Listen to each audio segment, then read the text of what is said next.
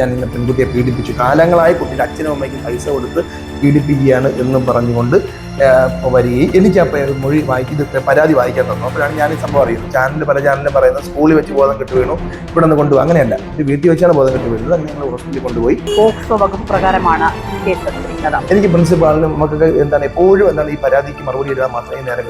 ഇപ്പൊ പല എന്നൊരു വാക്ക് ഞാൻ ഉപയോഗിക്കുന്നില്ല. എന്തെങ്കിലും വ്യക്തിപരമായിട്ടുണ്ടെങ്കിൽ ഞങ്ങളോട് തീർക്കുക.